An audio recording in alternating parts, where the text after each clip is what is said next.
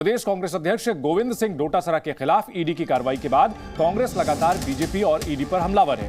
कांग्रेस ने बीजेपी और ईडी पर बड़ा आरोप लगाया। कांग्रेस नेता मोहन प्रकाश ने कहा, बीजेपी का नाम बदलकर ईडी पार्टी रखी जानी चाहिए।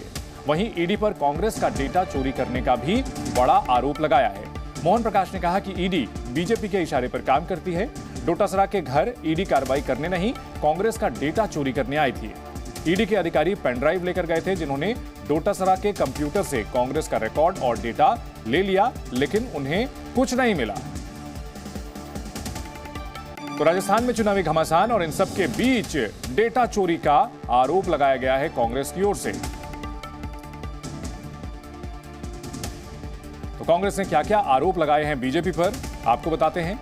गोविंद सिंह डोटासरा के घर से ईडी डेटा चोरी करने के लिए आई थी, यह आरोप कांग्रेस की ओर से लगाया जा रहा है। ईडी के अधिकारी पेन ड्राइव लेकर गए थे, कंप्यूटर से कांग्रेस का रिकॉर्ड हासिल करने की कोशिश की गई।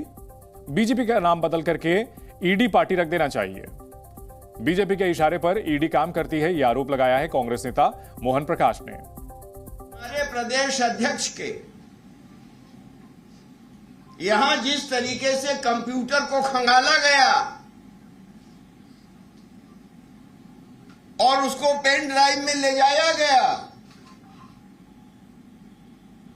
वो चाहते थे कि कांग्रेस पार्टी की रणनीति उनको पूरी मालूम पड़ जाए, क्योंकि अध्यक्ष के कंप्यूटर में ही सब चीज रहता है। वरना मिला तो उनके यहां कुछ नहीं। जी मीडिया संवाददाता शशि मोहन इस बड़ी खबर पर हमारे साथ जुड़ गए हैं। शशि मोहन, राजस्थान की लड़ाई अब डेटा चोरी पर आ गई है, गंभीर आरोप लगाए हैं कांग्रेस ने।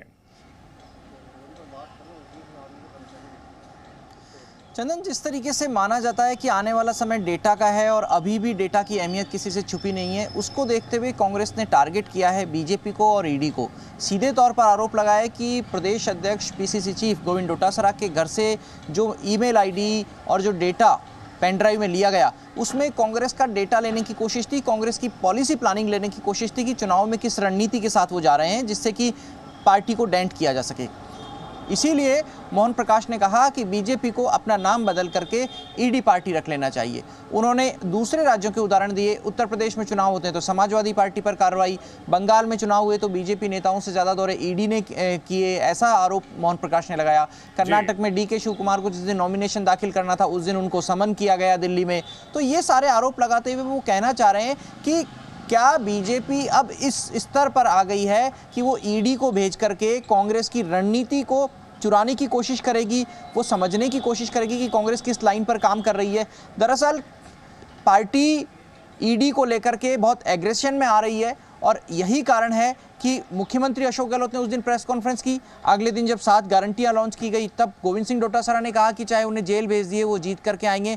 और इतना ही नहीं, जब सीएम ने कहा कि वो गारंटी लॉन्च कर रहे हैं उसके बाद में फिर से कार्रवाई हो सकती है ईडी की, तो मुख्यमंत्री अशोक गहलोत कल भी इसी चीज को लेकर के मुखर दिखे। जब मंत्री उदयलाल आंजना के ठिकानों पर इनकम टैक्स की कार्रवाई हुई तो उन्होंने कहा कि ये प्रीमियर एजेंसीज हैं और इनको सही तरीके से काम करने देना चाहिए, इनका गलत इस्तेमाल नहीं करना चाहिए, ऐसा सीएम अशोक गहलोत ने आरोप लगाया। लेकिन चुनाव में आरोप प्रत्यारोप के दौर चलते रहेंगे, फिर भी टाइमिंग को लेकर के सवाल कांग्रेस नेता उठा रहे हैं। टाइमिंग को लेकर कांग्रेस सवाल खड़े कर रही है। अब देखना होगा शशि की आगे बीजेपी की ओर से इस पर क्या पलटवार किया जाता है।